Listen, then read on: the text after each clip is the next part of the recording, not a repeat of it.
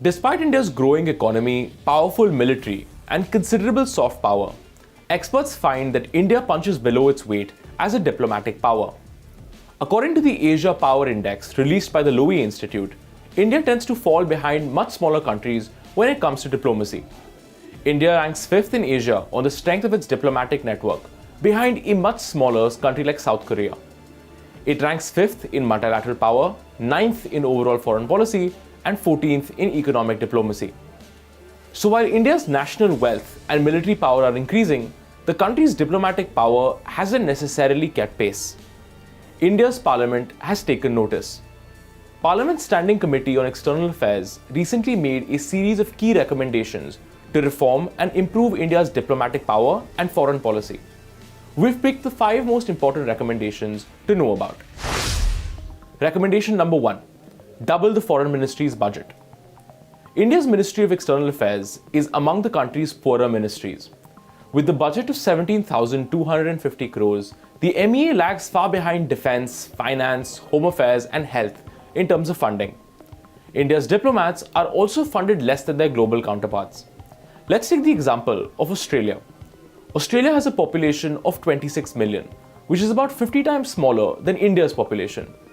India's economy is also more than double the size of Australia's. Despite this, Australia's diplomatic budget stands at over 37,000 crores, which is more than double India's budget. Parliament's Standing Committee has taken note of India's small diplomatic budgets. The committee does not find such allocation in consonance with the country's rising aspirations and growing global stature. In the committee's view, in connection with India's rising global profile, engagement, and footprint, the allocations made to the MEA are evidently insufficient. Parliament's first major reform recommendation is to spend 1% of India's GDP on the foreign ministry.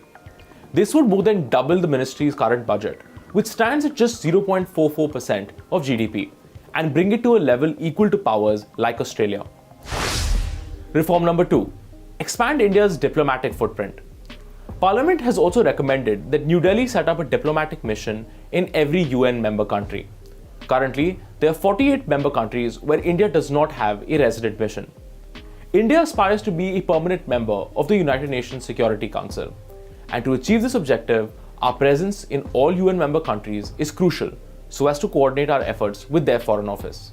The committee, therefore, emphasizes the need for having resident missions in all UN member countries. India is already working on expanding its network. Since 2018, India has built missions in 14 African nations, including Djibouti, Rwanda, Cameroon, and Togo, as well as Central American states like Paraguay and the Dominican Republic. Reform number 3. Formulate and publish a grand strategy document for India. Unlike a number of other major powers like the United States, Japan, and the United Kingdom, India doesn't publish a formal document that lays out its grand strategy or its foreign policy objectives.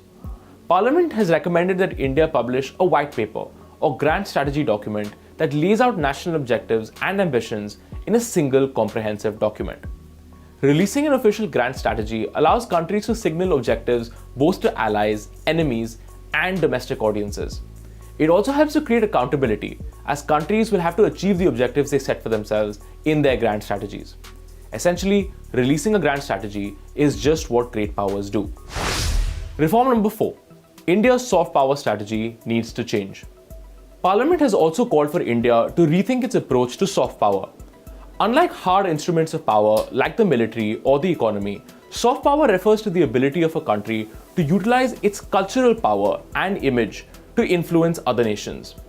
Despite India's rich cultural history, the country lacks a comprehensive soft power strategy to promote its image globally.